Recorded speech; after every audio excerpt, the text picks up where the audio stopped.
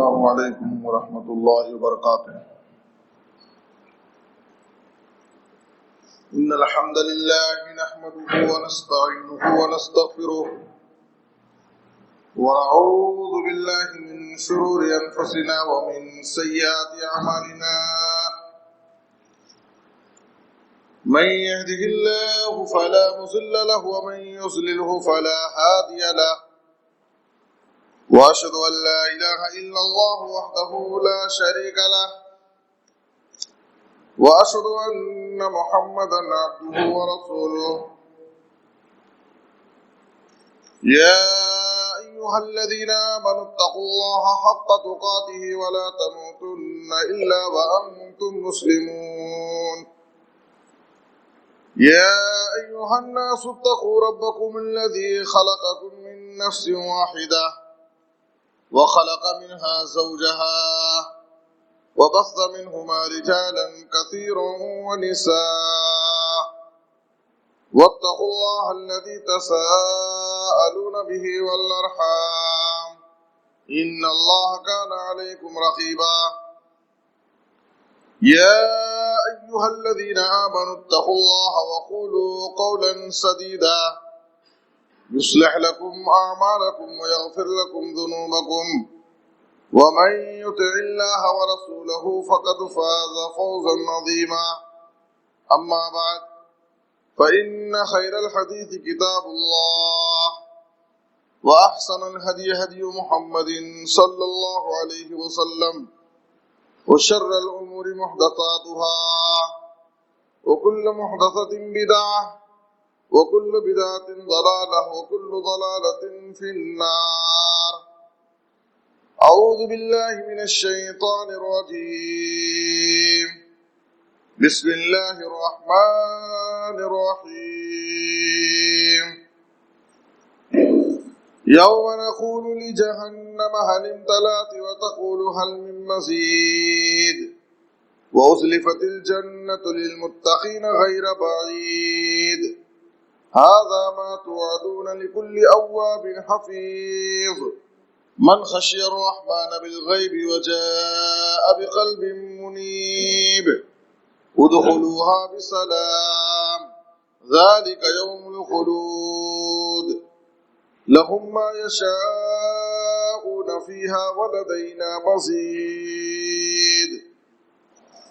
وقال الله تعالى في موضع آخر: أعوذ بالله من الشيطان الرجيم، بسم الله الرحمن الرحيم، ولا تمدن عينيك إلى ما متعنا به أزواجا منهم زهرة الحياة الدنيا لنفتنهم فيه، ورزق ربك خير وأبقى۔ سبحانك لا علم لنا إلا ما علمتنا إنك أنت العليم الحكيم۔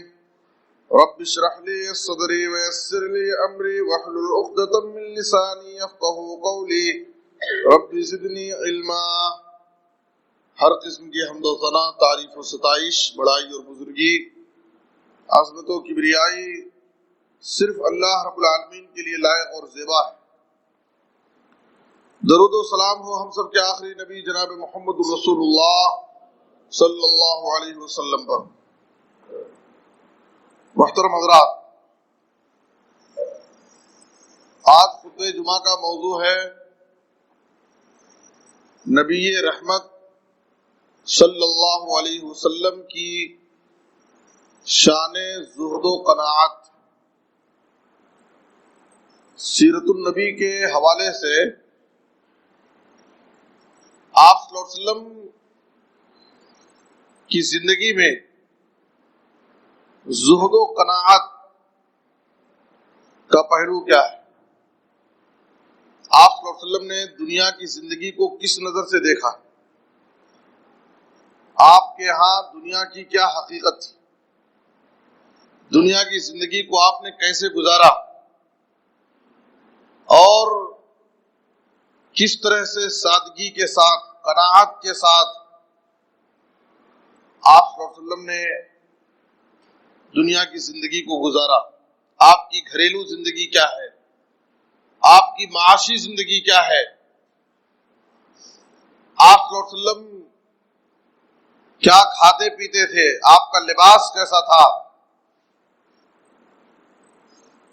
اس طریقے سے آپ صلی اللہ علیہ وسلم کی گھریلو زندگی اور دنیوی زندگی کے حوالے سے آپ کی سیرت میں زہد و قناعت کا جو پہلو ہے اس پر روشنی ڈالی جائے گی. قرآن مجید کی سورہ طٰہٰ کی آیت نمبر 131 میں اللہ تعالیٰ نے نبی صلی اللہ علیہ وسلم کو زہد و قناعت اختیار کرنے کا حکم دیا.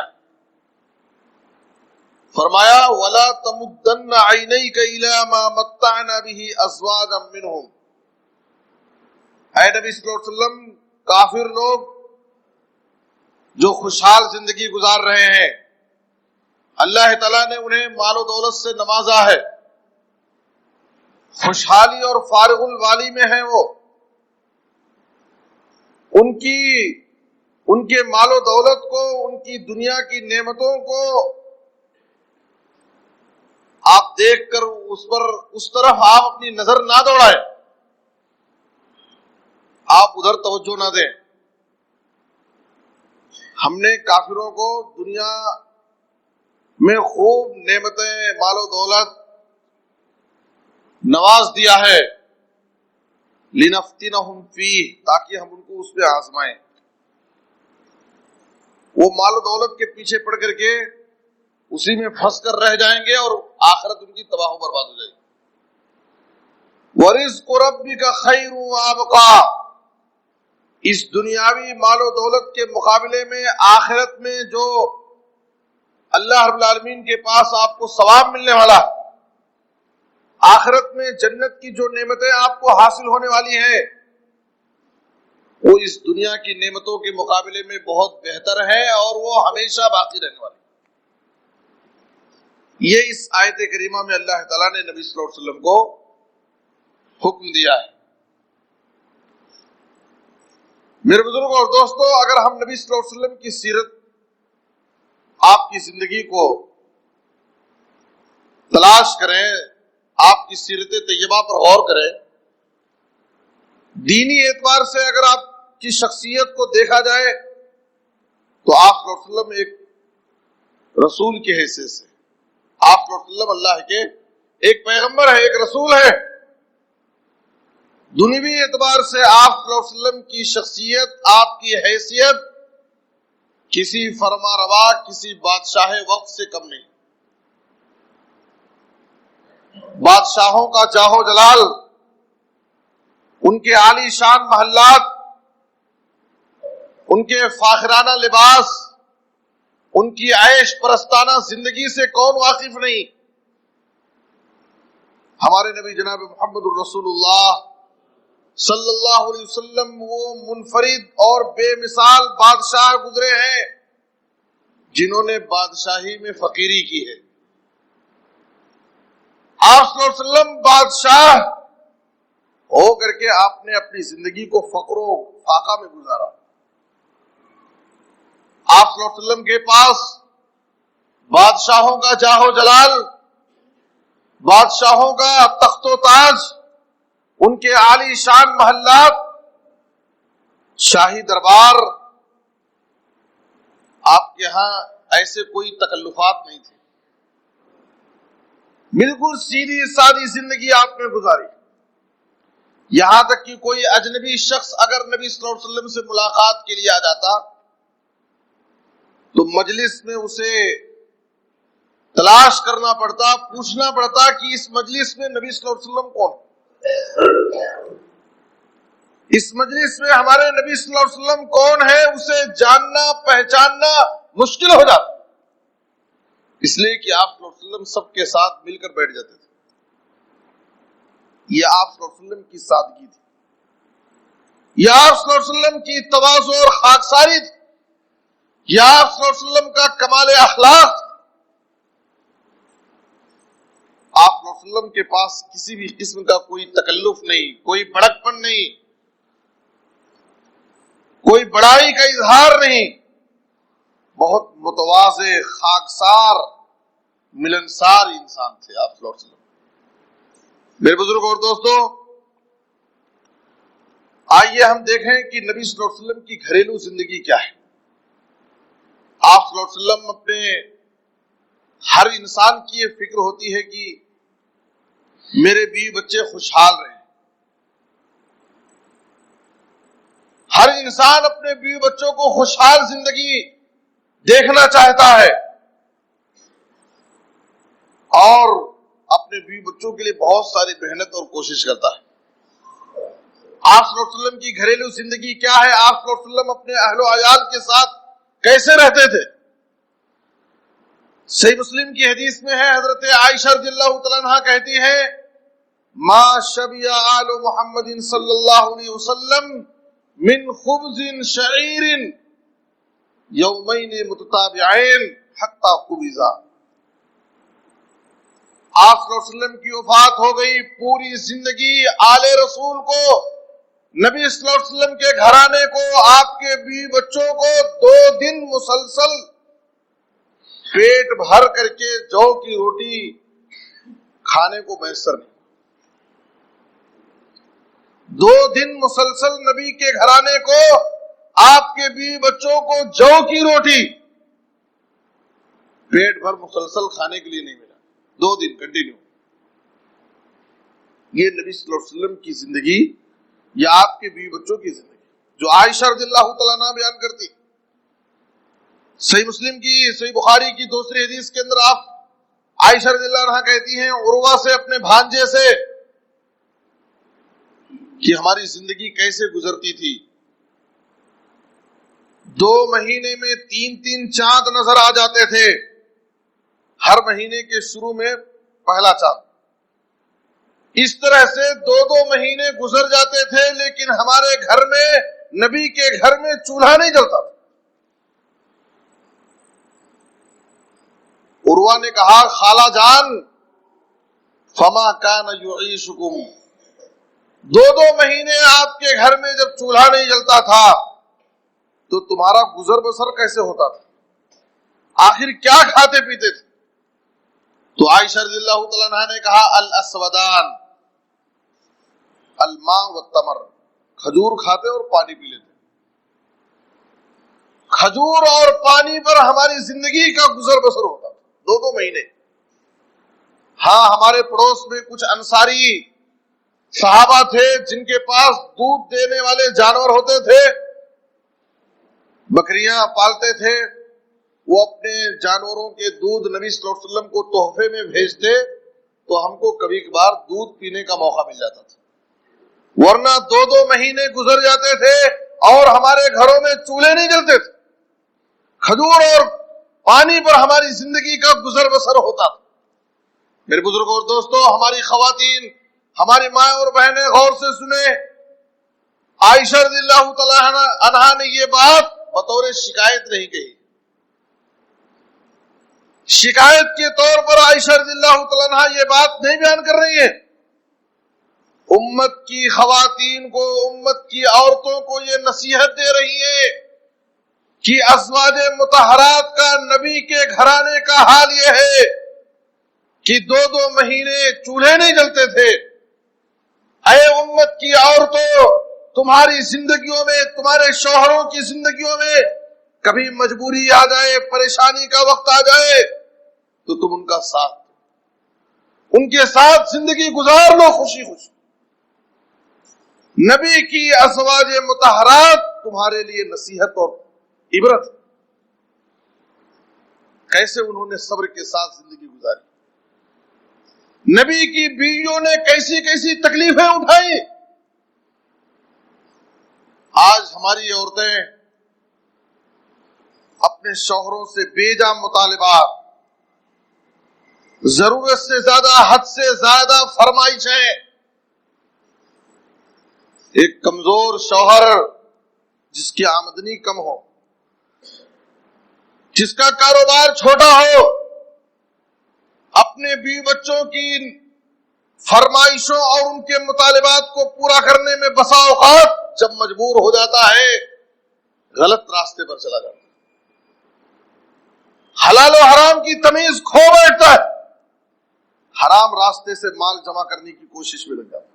اس لیے میرے بزرگ اور دوستو، میری مائیں اور بہنیں، ان کے لیے نصیحت اور پیغام ہے کہ نبی کی ازواج مطہرات کا حال یہ ہے۔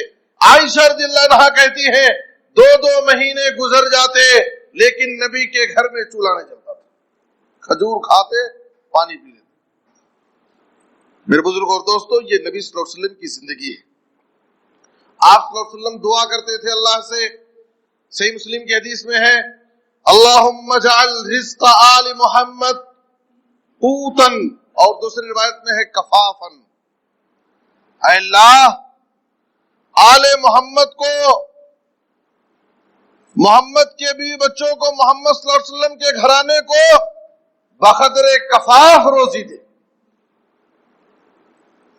نہ اتنا کم کہ ان کی بھوک نہ مٹے اور نہ اتنا زیادہ کہ خوب شکم سیر ہو جائے، بقدر کفاف، جس میں جسم و جان کا رشتہ باقی رہے، بس زندگی گزرے۔ یہ نبی صلی اللہ علیہ وسلم نے اللہ سے دعا مانگی اپنے اہل خانہ کے لیے، اپنے بیوی بچوں کے لیے، اے اللہ آل محمد کو، نبی کے گھرانے کو بقدر کفاف روزی دے، بس اتنا جتنے میں وہ زندگی گزار سکے آرام سے۔ میرے بزرگ اور دوستو، یہ نبی صلی اللہ علیہ وسلم کی زندگی ہے۔ آپ صلی اللہ علیہ وسلم کی بیٹی فاطمہ رضی اللہ تعالیٰ عنہ، جس بیٹی فاطمہ سے نبی صلی اللہ علیہ وسلم حد درجہ محبت کرتے تھے، سفر سے آتے، جنگ سے آتے، نماز پڑھ کر کے مسجد سے آتے، سب سے پہلے آپ کی بیٹی فاطمہ کو بلاتے، پیار کرتے، گود میں بٹھاتے، اور آپ کہتے تھے کہ جو فاطمہ کو تکلیف دیتا ہے وہ مجھے تکلیف دیتا ہے، جو فاطمہ سے محبت کرتا ہے وہ مجھ سے محبت کرتا ہے۔ آپ کی لاڈلی فاطمہ، جس سے نبی صلی اللہ علیہ وسلم کو حد درجہ پیار و محبت تھی، شادی کے بعد ایک مرتبہ نبی صلی اللہ علیہ وسلم کے پاس ایک ضرورت لے کر کے آئے۔ ضرورت کیا ہے؟ ایک خادم، ایک نوکر کی درخواست۔ فاطمہ رضی اللہ تعالیٰ عنہ نبی صلی اللہ علیہ وسلم کے پاس آئیں، گھر پر آپ سے ملاقات کرنے، اتفاق سے آپ گھر پر موجود نہیں تھے۔ عائشہ رضی اللہ تعالیٰ عنہ گھر پر موجود تھی، اپنی شکایت، اپنی درخواست عائشہ رضی اللہ تعالیٰ عنہ کے سامنے بیان کر دی۔ میں اکیلی گھر میں عورت، گھر کے سارے کام تنہا میں اکیلی کرتی ہوں، میرے ہاتھوں میں چھالے پڑ جاتے ہیں، چکی چلا چلا کر کے میرے ہاتھوں میں چھالے پڑ جاتے ہیں، اس لیے آپ نبی صلی اللہ علیہ وسلم سے درخواست کریں کہ آپ کے پاس غلام آئیں، خادم آئیں، تو ایک خادم ہم کو دیں تاکہ ہمارے گھر کے کام وہ کریں، نوکر۔ نبی صلی اللہ علیہ وسلم آئے، عائشہ رضی اللہ تعالیٰ عنہ نے بیٹی فاطمہ کی درخواست بیان کی آپ کے سامنے، نبی صلی اللہ علیہ وسلم سیدھے بیٹی کے گھر گئے۔ جب آپ گھر پہنچتے ہیں تو فاطمہ رضی اللہ تعالیٰ عنہ اور علی داماد دونوں سونے کے لیے بستر پر چلے گئے۔ نبی صلی اللہ علیہ وسلم نے دستک دی، یہ لوگ اٹھ کر بیٹھ گئے۔ نبی صلی اللہ علیہ وسلم نے کہا کہ اپنے بستر پر اپنی جگہ رہو۔ آپ صلی اللہ علیہ وسلم گئے، صحیح بخاری کی حدیث ہے، اور دونوں کے درمیان آپ بیٹھ گئے، بیٹی اور داماد کے درمیان نبی صلی اللہ علیہ وسلم بیٹھ گئے۔ بیٹھ کر کے آپ صلی اللہ علیہ وسلم نے ایک نصیحت کی، کہا اذا اویتما الی فراشکما، اور دوسری روایت میں ہے اذا اخذتما مضاجعکما فسبحا 33 واحمدا 33 وکبرا 34 فهو خیر لکما من خادم۔ کہا کہ جب بستر پر سونے کے لیے جانے لگو تو 33 مرتبہ سبحان اللہ پڑھ لو، 33 مرتبہ الحمدللہ پڑھ لو، اور 34 مرتبہ اللہ اکبر پڑھ لو۔ فَهُوَ خَيْرٌ لَكُمَا مِنْ خَادِمٍ، جو تم نوکر خادم کی درخواست لے کر کے آئے ہیں، مانگ رہے ہیں، اس سے بہتر تمہارے لیے اس میں ہے، ان تسبیحات کو پڑھنے میں فائدہ ہے۔ اللہ تعالیٰ ان تسبیحات اور ان اذکار کے پڑھنے سے تمہاری مدد کرے گا، تمہارے کاموں کو آسان بنا دے گا، اور تم اللہ کے پاس اجر و ثواب کی بھی مستحق ہو۔ علیہ وسلم نے اپنی بیٹی کو نوکر نہیں دیا، کام کرنے والے کا انتظام نہیں کیا، آپ نے ان کو تسبیح پڑھ کر کے سونے کی تعلیم دی۔ یہ نبی صلی اللہ علیہ وسلم کی گھریلو زندگی ہے میرے بزرگوں۔ آپ صلی اللہ علیہ وسلم کے بیوی بچوں کی زندگی ہے۔ آپ دیکھیں کہ آپ صلی اللہ علیہ وسلم نے اور آپ کے بیوی بچوں نے اس دنیا کی زندگی کو کتنی تکلیف اور پریشانی کے ساتھ گزارا ہے، جبکہ آپ صلی اللہ علیہ وسلم اگر چاہتے اور آپ خواہش کرتے تو احد پہاڑ آپ کے لیے سونا بنا دیا جاتا۔ آپ صلی اللہ علیہ وسلم نے ایک مرتبہ کہا ابو ذر رضی اللہ تعالیٰ عنہ سے کہ اگر احد پہاڑ میرے لیے سونا بنا دیا جائے تو 3 دن مجھے نہیں لگیں گے اس کو خالی کرنے میں، 3 دن میں اسے خالی کر دوں گا، ختم کر دوں گا خرچ کر کے۔ نبی صلی اللہ علیہ وسلم کو دنیا کا مال و دولت آپ کی نظر میں بالکل حقیر، آپ نے اس کی کوئی اہمیت نہیں دی دنیا کو۔ آپ صلی اللہ علیہ وسلم کی نظر، آپ کی نگاہ ہمیشہ آخرت، یہ دنیا کی زندگی آخرت کو بنانے کے لیے ملی، یہ دنیا کی زندگی آخرت کو سنوارنے کے لیے ملی ہے، یہ دنیا کی زندگی عمل کر کے آخرت میں کامیابی حاصل کرنے کے لیے ملی۔ کامیاب ہے وہ لوگ جو اس دنیا کی زندگی کو آخرت کے لیے گزارتے ہیں، اور بڑے نادان ہیں وہ لوگ جو اس دنیا کی رنگینیوں میں، دنیا کے مال و دولت کے پیچھے پڑ کر کے اپنی آخرت کو برباد کرتے ہیں۔ پھر بزرگوں اور دوستو، ہمارے نبی صلی اللہ علیہ وسلم کی زندگی ہمارے لیے اسوہ ہے، نمونہ ہے، آئیڈیل، ہر اعتبار سے، ہر لحاظ سے۔ ایک غریب انسان زندگی کیسے گزارے، ایک مجبور اور پریشان حال انسان زندگی کیسے گزارے، نبی کی زندگی ہمارے لیے آئیڈیل، کہ آپ نے، آپ کے بیوی بچوں نے کیسی تکلیف کی زندگی گزاری۔ 2 مہینے آپ کے گھر میں چولہا نہیں جل رہا، کئی روز کھانے کے لیے کوئی چیز نہیں، بھوک کی وجہ سے نڈھال ہیں، تڑپ رہے ہیں، پریشان۔ حضرت عمر رضی اللہ تعالیٰ عنہ کہتے ہیں لقد رأيت رسول اللہ صلی اللہ علیہ وسلم يظل اليوم يلتوي ما يجد دخلا يملأ به بطنا۔ کبھی کبھار نبی صلی اللہ علیہ وسلم بھوک سے نڈھال ہو کر پیٹ کے اوپر جھکے رہتے تھے تاکہ بھوک کی شدت میں کمی محسوس ہو۔ آدمی سیدھا کھڑا ہوگا تو اسے بھوک زیادہ محسوس، ہمیشہ پیٹ کے بل جھکے رہتے تھے آپ۔ اور بیان کرتے ہیں کہ کبھی بھوک کی شدت اور تکلیف سے نبی صلی اللہ علیہ وسلم زمین پر الٹتے پلٹتے۔ یہ آپ صلی اللہ علیہ وسلم کی تکلیف اور پریشانی کا عالم ہے۔ عمر رضی اللہ عنہ کہتے ہیں، صحیح مسلم کی حدیث میں ہے کہ ردی قسم کی معمولی کھجور آپ کو نہیں ملتی کہ آپ پیٹ بھر کر کے کھا کر کے اپنی بھوک مٹا سکیں۔ یہ نبی صلی اللہ علیہ وسلم کی معاشی زندگی ہے، ایسی تکلیف کے ساتھ آپ صلی اللہ علیہ وسلم نے زندگی گزاری ہے۔ حضرت انس رضی اللہ عنہ کہتے ہیں صحیح بخاری کی حدیث میں، ما اکل النبی صلی اللہ علیہ وسلم علی خوان ولا فی سکروجت ولا خبز له مرقق۔ آپ صلی اللہ علیہ وسلم ہمارے پاس، ہمارے گھروں میں ڈائننگ ٹیبل، خوبصورت کھانے کے ٹیبل ہوتے۔ انس رضی اللہ تعالیٰ عنہ کہتے ہیں کہ نبی صلی اللہ علیہ وسلم نے کبھی بھی اپنی پوری زندگی میں عالی شان کسی اچھے ٹیبل پر بیٹھ کر کھانا نہیں کھایا، آپ نیچے زمین پر بیٹھ کر کھائے، اور اس میں تواضع ہے، خاکساری ہے، ادب ہے۔ اور انس رضی اللہ عنہ کہتے ہیں کہ پوری زندگی نبی صلی اللہ علیہ وسلم نے باریک آٹے کی روٹی آپ نے نہیں ملی ہی نہیں آپ کو۔ ایسی تکلیف کی زندگی آپ صلی اللہ علیہ وسلم نے گزاری میرے بزرگ اور دوستو۔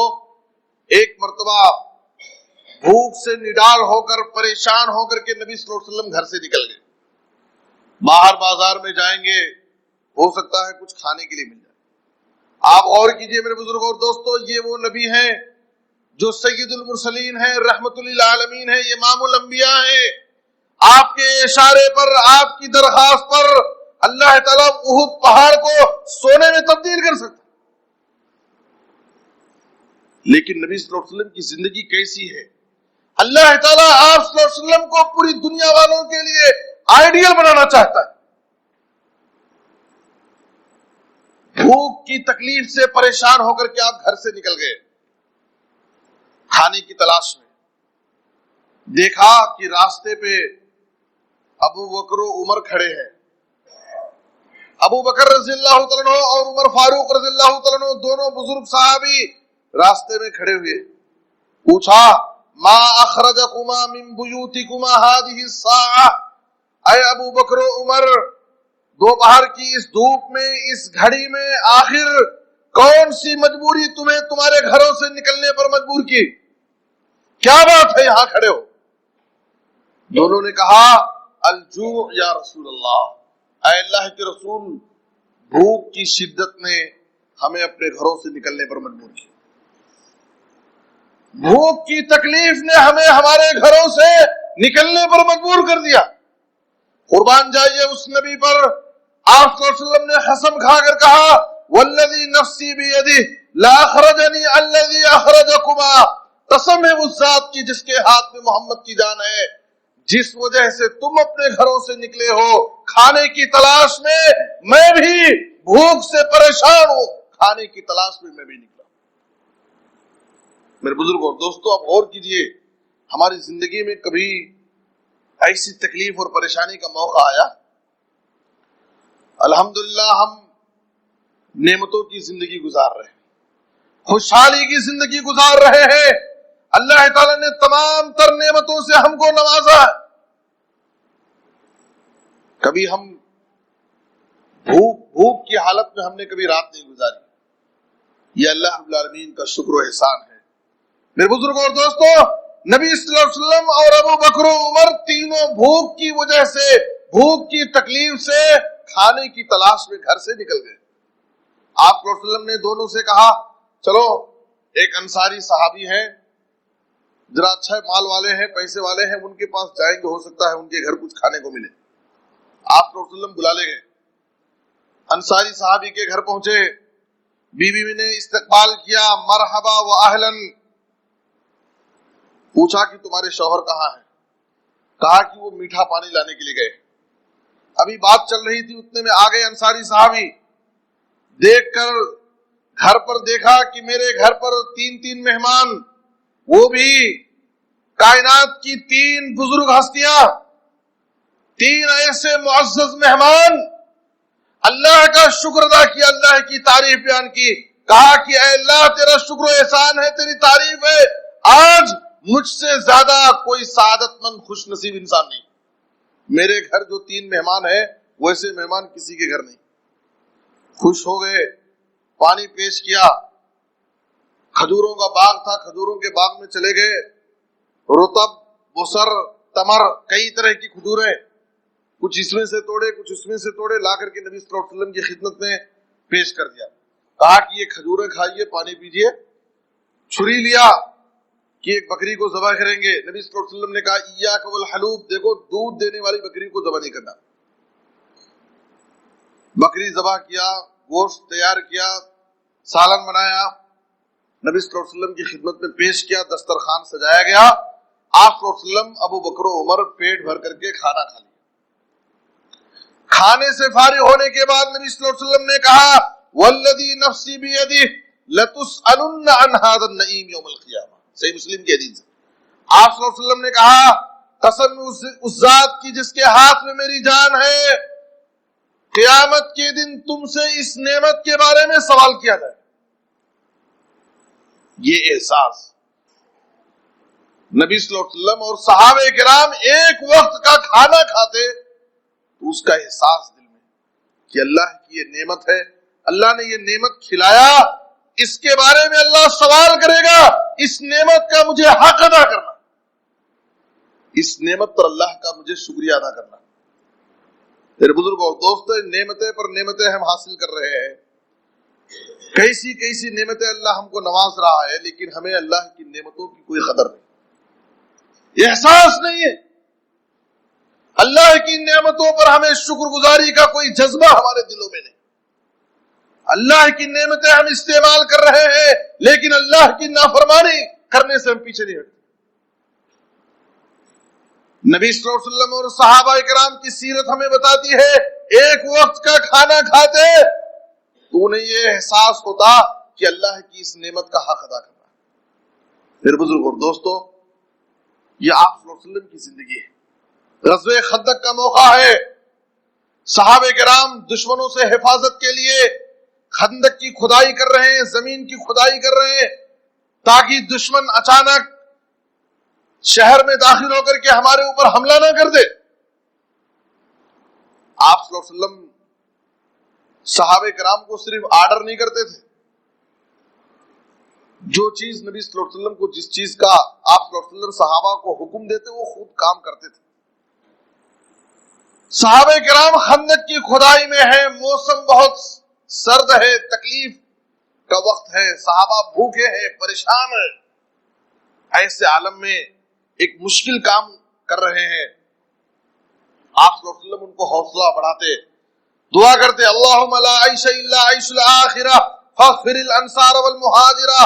اے اللہ، یہ دنیا کی زندگی کوئی زندگی نہیں ہے، اصل زندگی تو آخرت کی زندگی. یہ دنیا میں اگر کچھ تکلیف اٹھا لیے تو کوئی بات نہیں، آخرت میں اگر آرام مل گیا تو اصل آرام آخرت کا آرام. اے اللہ، یہ انصار و مہاجرین تیرے دین کی خدمت کر رہے ہیں، اے اللہ ان انصار و مہاجرین کو تو معاف کر دے. آپ ان کے حق میں دعائیں کرتے تھے، ان کے حوصلوں کو بڑھاتے تھے.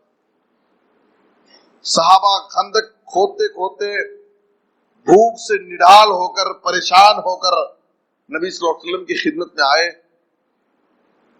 اور پیٹ کھول کر دکھائے تو آپ صحابہ کرام بھوک نہ برداشت کر کے اپنے پیٹ پر پتھر باندھے ہوئے تھے.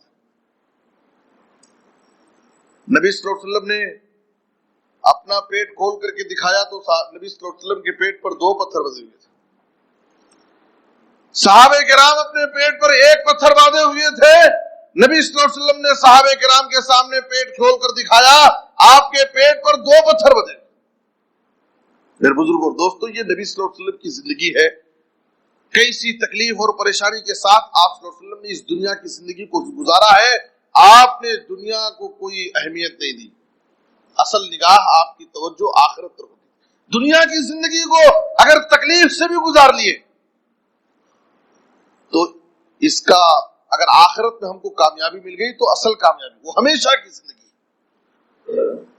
آپ صلی اللہ علیہ وسلم کے لباس و پوشاک، آپ کے بستر کیسے ہوتے تھے؟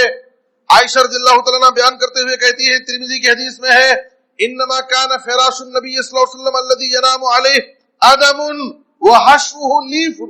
نبی صلی اللہ علیہ وسلم جس بستر پر سوتے تھے وہ چمڑے کا بستر تھا اور اس کے اندر کھجور درخت کی چھال اس میں بھری ہوئی تھی. یعنی کاٹن اور روئی کے گدے ہم بناتے ہیں تو نبی صلی اللہ علیہ وسلم کے بستر میں کھجور کے درخت کی چھال بھری ہوئی تھی. اس طرح سے آپ بستر بنا کر کے اس پر سوتے تھے. یہ آپ صلی اللہ علیہ وسلم کی سادگی ہے. کتنی سادگی کے ساتھ نبی صلی اللہ علیہ وسلم نے اس دنیا کی زندگی کو گزارا. ایک مرتبہ عائشہ رضی اللہ تعالیٰ عنہ 2 چادر ہاتھ میں لی، 2 چادر لے کر کے دکھایا اور اللہ کی قسم کھا کر کے کہا، قبض رسول اللہ صلی اللہ علیہ وسلم فی ہذین الثوبین. انہی 2 چادروں میں نبی صلی اللہ علیہ وسلم کی وفات ہو. پوری زندگی آپ کے پاس یہی 2 چادریں تھیں. آپ غور کیجئے میرے بزرگوں اور دوستو، یہ آپ صلی اللہ علیہ وسلم کی زندگی ہے. عبداللہ بن مسعود رضی اللہ عنہ کہتے ہیں کہ ایک مرتبہ ترمذی کی حدیث میں ہے، ایک مرتبہ میں نبی صلی اللہ علیہ وسلم سے ملاقات کرنے کے لیے آپ کے گھر گیا. نبی صلی اللہ علیہ وسلم ایک ننگی حصیر پر سوئے ہوئے، بغیر بستر کے ایسے ہی حصیر پر آپ سوئے ہوئے. آپ اٹھ کے بیٹھے تو حصیر کے کاڑیوں کے نشان آپ کے پہلو میں نظر آ رہے تھے. عبداللہ بن مسعود رضی اللہ عنہ نے جب یہ منظر دیکھا تو خواہش کی، اللہ کے رسول کاش کی آپ مجھے اجازت دیں تو میں آپ کے لیے بہترین نرم گداز بستر آپ کے لیے لگا دوں تاکہ آپ آرام سے سوئیں. نبی صلی اللہ علیہ وسلم نے عبداللہ بن مسعود سے کہا مالی وللدنیا ما انا فی الدنیا الا کراکب استظل تحت شجرۃ ثم راح وترکا۔ اے عبداللہ بن مسعود، مجھے نرم گرم بستر کی ضرورت کیا ہے؟ میں تو دنیا میں اس مسافر انسان کی طرح زندگی گزارنے آیا ہوں جو مسافر سفر کرتے کرتے تھک جاتا ہے تو تھوڑی دیر درخت کے سائے میں جاتا ہے، سایہ حاصل کرتا ہے، پھر اپنے منزل کی طرف چلا جاتا ہے۔ میں اس مسافر کی طرح اس دنیا میں زندگی گزارنے آیا ہوں۔ میرے بزرگ اور دوستوں، جس مسافر کے پاس زیادہ لگیج نہیں ہوتا اور اس مسافر کو اپنی منزل پر پہنچنے کی فکر رہتی، وہ راستے میں کہیں ٹھہرتا بھی ہے تو زیادہ دیر تک آرام نہیں کرتا۔ یہ دنیا میرے لیے اس مسافر کی طرح ہے، میری اصل منزل آخرت کی منزل ہے۔ اس آخرت کی منزل میں میں کامیاب ہونے کے لیے اس دنیا کی زندگی میں بڑی سی بڑی تکلیف برداشت کر سکتا ہوں۔ میرے بزرگ اور دوستوں، یہ نبی صلی اللہ علیہ وسلم کی زندگی ہے۔ اسی قسم کا واقعہ صحیح بخاری میں ہے۔ عمر رضی اللہ عنہ ایک مرتبہ نبی صلی اللہ علیہ وسلم کی خدمت میں گئے۔ آپ صلی اللہ علیہ وسلم ایسی حصیر پر لیٹے ہوئے تھے اور حصیر پر کوئی نرم گرم بستر نہیں ہے، ننگی حصیر پر آپ لیٹے ہوئے ہیں۔ حصیر کے کاڑیوں کے نشان نبی صلی اللہ علیہ وسلم کے پہلو میں نظر آ رہے تھے۔ عمر رضی اللہ عنہ نے یہ دیکھا، آپ صلی اللہ علیہ وسلم کے کمرے کا جائزہ لیا تو آپ کے پورے گھر میں ایک کونے مٹھی بھر تھوڑا سا جو رکھا ہوا تھا۔ کمرے کے دوسری طرف دیکھا تو کسی جانور کی کھال رکھی ہوئی تھی۔ ایک طرف دیکھا تو ایک کھال لٹک رہی تھی۔ یہ نبی صلی اللہ علیہ وسلم کے پورے گھر کا حال تھا، گھر کے پورے اشیاء اتنے ہی تھے۔ یہ منظر دیکھ کر کے عمر رضی اللہ عنہ کے آنکھوں سے بے اختیار آنسو جاری ہو گئے، رونے لگے۔ نبی صلی اللہ علیہ وسلم نے کہا عمر کیا بات ہے، کیوں رو رہے ہو، کیا تکلیف ہے تم؟ کہا اللہ کے رسول مجھے اپنی میری کوئی تکلیف نہیں ہے، میں آپ کی زندگی دیکھتا ہوں اور آپ کے گھر کی حالت دیکھتا ہوں، سونے کے لیے آپ کے پاس کوئی نرم گرم بستر نہیں ہے، آپ کے پورے گھر میں نظر ڈالتا ہوں تو ایک طرف مٹھی بھر جو ہے، دوسری طرف ایک کسی جانور کی کوئی کھال پڑی ہوئی ہے۔ میں دیکھتا ہوں روم و ایران کے بادشاہوں کو، کیسر و کسریٰ کو کیسی عیش پرستانہ زندگی گزار رہے ہیں، کیسی خوشحال زندگی گزار رہے ہیں، اور آپ اللہ کے رسول ہیں، اللہ کے نبی ہیں، اور آپ ایسی تکلیف کی زندگی گزار رہے ہیں۔ میرے بزرگ اور دوستو، عمر رضی اللہ عنہ سے نبی صلی اللہ علیہ وسلم نے کہا الا ترضى ان تكون لنا الاخرہ ولهم الدنیا۔ اے عمر کیا تم اس بات سے خوش نہیں ہو کہ ہمارے لیے آخرت میں یہ سب کچھ ہے اور ان کے لیے دنیا میں؟ اللہ تعالیٰ نے ان کو دنیا میں دے دیا ہے اور ہمیں یہ سب کچھ اللہ آخرت میں دے گا، کیا تم اس بات سے خوش نہیں ہو؟ عمر رضی اللہ عنہ نے کہا بلا اے اللہ کے رسول، ہاں کیوں نہیں، آخرت میں ہم کو یہ نعمتیں ملے تو یہ بہت اچھی بات ہے۔ میرے بزرگ اور دوستو، یہ آپ صلی اللہ علیہ وسلم کی زندگی، آپ صلی اللہ علیہ وسلم نے پوری زندگی اسی حال میں گزاری۔ ہر انسان کی خواہش ہوتی ہے کہ اپنے مرنے کے وقت اپنے بیوی بچوں کے لیے بینک بیلنس چھوڑ کر جائے، زمین و جائیداد بنا کر کے جائے، ہر انسان کی فکر ہوتی ہے۔ اس دنیا سے جاتے ہوئے نبی صلی اللہ علیہ وسلم نے اپنے بیوی بچوں کے لیے کیا چھوڑا؟ آئیے ہم دیکھیں نبی صلی اللہ علیہ وسلم جب اس دنیا سے جا رہے ہیں تو آپ صلی اللہ علیہ وسلم اپنے بیوی بچوں کے لیے، اہل خانہ کے لیے کیا چھوڑ کر کے جا رہے ہیں؟ عائشہ رضی اللہ تعالیٰ عنہ کہتی ہے توفی رسول اللہ صلی اللہ علیہ وسلم وما فی بیتی من شیء یاکلہ ذو کبد الا شطر شعیر۔ کہا کہ رسول اللہ صلی اللہ علیہ وسلم کی وفات ہوئی اس حال میں کہ میرے گھر میں کوئی ایسی چیز نہیں تھی جو کوئی جانور کھا سکے، کوئی زندہ انسان کھا سکے۔ تھوڑا سا جو میری الماری میں تھا جب آپ صلی اللہ علیہ وسلم کی وفات ہوئی، اور وہی جو میں اسی میں سے نکال کر کے بہت دن تک کھاتی رہی، اسی میں اللہ تعالیٰ خوب برکت دیا۔ ایک دن میں نے سوچا کہ آخر یہ جو کیوں ختم نہیں ہو رہا ہے، اس کو میں نے ماپ لیا، تو جس دن سے اس کو ناپ لیا تو اس دن سے اس کی برکت ختم ہو گئی۔ ورنہ وہ تھوڑا سا جو نبی صلی اللہ علیہ وسلم کی وفات کے وقت میری الماری میں تھا، اور اسی تھوڑے سے جو کو میں بہت دن تک کھاتی رہی، لیکن میں نے سوچا کہ آخر ختم کیوں نہیں ہو رہا ہے، یہ سوچ کر کے میں نے جس دن اس کو ناپ لیا اسی دن سے اس کی برکت ختم ہو۔ یہ آپ صلی اللہ علیہ وسلم کی زندگی ہے۔ عائشہ رضی اللہ تعالیٰ عنہ کہتی ہے ما ترک رسول اللہ صلی اللہ علیہ وسلم دینارا ولا درہما ولا شاتا ولا بعیرا ولا اوصى بشیء، اور دوسری روایت میں صحیح بخاری میں ولا عبدا ولا امتا ولا شیئا۔ رسول اللہ صلی اللہ علیہ وسلم کی جب وفات ہوئی تو آپ صلی اللہ علیہ وسلم نے اپنے پیچھے نہ ایک دینار چھوڑا نہ ایک درہم چھوڑا، ایک روپیہ ایک پیسہ نہیں چھوڑا، نہ ایک اونٹ چھوڑا نہ ایک بکری چھوڑا۔ آپ کے گھر میں کچھ بھی نہیں، نہ ایک غلام ہے نہ ایک لوڈی ہے، کچھ بھی نہیں ہے۔ یہاں تک کہ جب آپ صلی اللہ علیہ وسلم کی وفات ہوئی، اس دنیا سے آپ صلی اللہ علیہ وسلم گئے، تو آپ صلی اللہ علیہ وسلم کی زرہ، لوہے کی زرہ جو نبی صلی اللہ علیہ وسلم جنگوں میں پہنتے تھے دشمنوں کی تیروں اور تلواروں سے بچنے کے لیے، وہ زرہ ایک یہودی کے پاس گروی میں رکھی۔ آپ صلی اللہ علیہ وسلم نے اس یہودی سے 30 سا جو لیا تھا، اور آپ کو اس کی قیمت دینے کے لیے آپ کے پاس دینار و درہم نہیں تھے، تو آپ اپنی لوہے کی زرہ اس کے پاس گروی رکھ دیے تھے، اور اس گروی کو آپ چھڑا نہیں سکے اپنی زندگی۔ یہ نبی صلی اللہ علیہ وسلم کی زندگی ہے۔ اس دنیا سے جا رہے ہیں اس حال میں کہ آپ نے اپنے بیوی بچوں کے لیے کچھ بھی نہیں۔ میں یہ نہیں کہنا چاہتا ہوں کہ آپ اپنے بیوی بچوں کے لیے کچھ بھی نہ چھوڑیں، بلکہ کامیاب اور عقل مند ماں باپ وہ ہیں۔ نبی صلی اللہ علیہ وسلم نے سعد بن ابی وقاص سے کہا تھا، اے سعد بن ابی وقاص، تم اپنے بیوی بچوں کو اس حال میں چھوڑ کر کے جاؤ کہ وہ خوشحال رہے، مالدار رہے، یہ بہتر ہے اس بات سے کہ تم ان کو غریب اور فقیر بنا کر کے جاؤ کہ تمہارے مرنے کے بعد وہ بھیک مانگنے پر مجبور ہو۔ ایسا نہیں کرنا چاہیے ماں باپ کو، ان کی دنیا بنانے کی بھی فکر کرنی چاہیے، لیکن کبھی ایسا موقع ہو جائے شوہر کی زندگی میں تکلیف اور پریشانی ہے، باپ کی زندگی میں کوئی تکلیف اور پریشانی ہے، اور باپ اپنی زندگی میں کچھ چھوڑ کر کے نہیں گیا، کچھ بنا کر کے نہیں گیا، تو اولاد اپنے باپ کو گالیاں نہ دے، ان کو برا بنانا ہے کہ میرا باپ کچھ بھی نہیں کیا، میرے لیے کچھ بھی نہیں بنایا۔ ایک بیوی اپنے شوہر کو برا بنانا ہے، قناعت کی زندگی گزارے۔ نبی صلی اللہ علیہ وسلم کی بیوی بچوں نے کیسی زندگی گزاری، کیسی تکلیف کی زندگی گزاری۔ میرے بزرگ اور دوستو، جس وقت آپ صلی اللہ علیہ وسلم اس دنیا سے گئے، جس دن آپ کی وفات ہوئی،